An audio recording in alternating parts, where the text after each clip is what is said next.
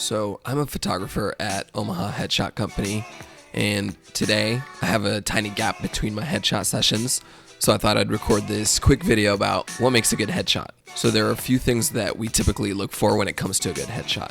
The first thing is we want the subject to look confident but yet approachable in their picture.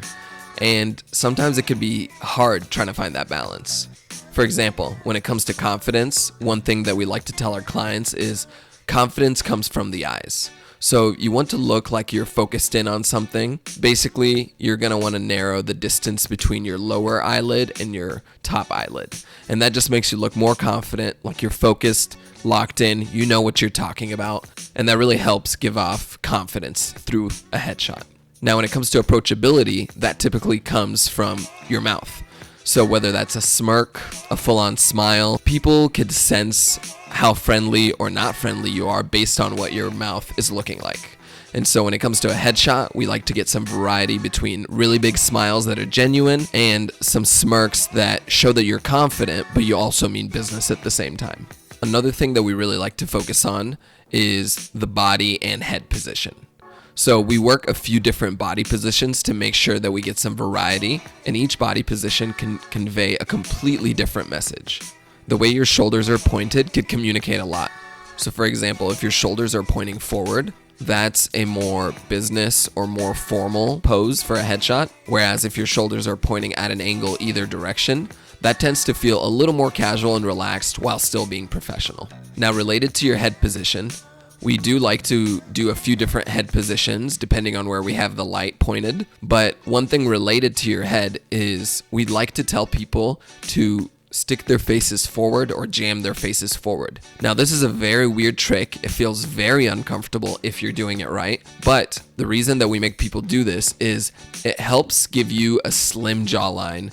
And it's a very simple trick, and it just works. No matter who you are, sticking your face forward like this, as goofy as it feels, it makes a pretty big difference when it comes to your headshot. Now, the last few things we like to pay attention to are clothing, hair, and makeup.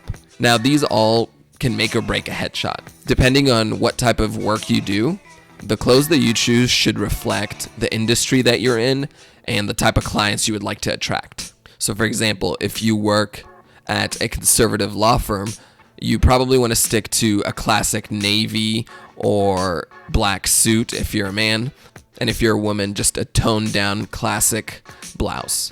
As far as hair goes, when we photograph people with longer hair, we like to do a few different variations with one side of the hair forward, one side back, or both sides forward, and we switch this up depending on which pose that we have the subject in.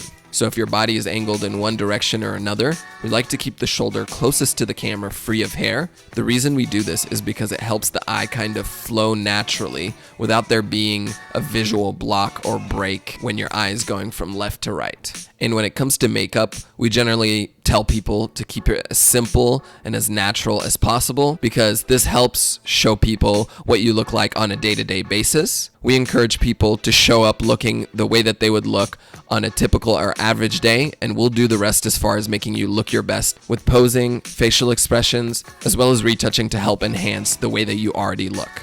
We like people to look natural, but also look their best at the same time. And when we combine all those things together, the result is a really good headshot.